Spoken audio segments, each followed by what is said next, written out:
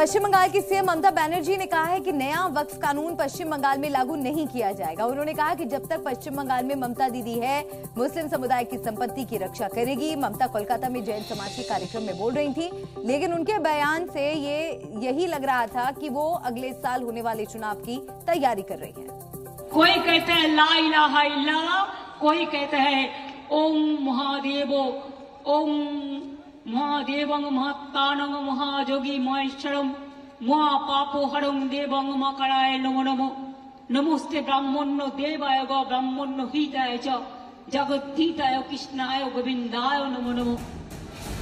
वक्फ कानून के खिलाफ जारी विरोध और प्रदर्शन के बीच पश्चिम बंगाल की सीएम अपनी जमीन तलाश रही हैं। डर यह है कि कहीं से भी उनका कोई वोट बैंक खिसक न जाए।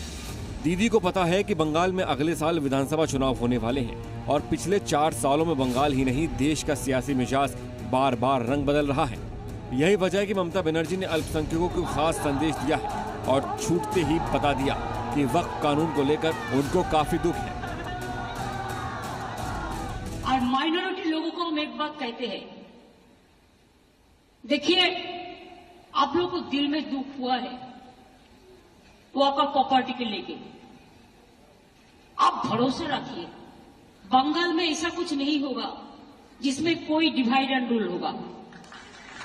आप लोगों ने ये मैसेज दीजिए कि सबको एक साथ में रह के बचना है, जियो और जीने दो। ममता बनर्जी ने मंच से वादा किया कि किसी कीमत पर बंटवारा नहीं होने देंगी। कि हमारा इधर में 33% माइनॉरिटीज है तो हम क्या करेगा, उसको निकाल देगा? कैसे निकाल सकते हैं? ये तो आज नहीं, आजादी का टाइम से है। इतिहास में पहले बांग्ला, पाकिस्तान, बांग्लादेश, इंडिया सब एक साथ में था। आजादी का बाद तो देश टुकड़ा हुआ, लेकिन वो डिवाइड तो हम लोग नहीं किया। हमारा जो लोग नेताजी थे वो टाइम में they have done it, we are not. हम लोग तो उसका बहुत बाद में जन्म लिया, तो गलती क्यों हमारे ऊपर आएगा? और जो रहेगा उसको प्रोटेक्शन देना हमारा काम है। इसी के लिए आप लोगों भी कोई आप लोगों को भी पॉलिटिकली उस्काता है, provocating that you should assemble and launch a movement. I will appeal to all of you.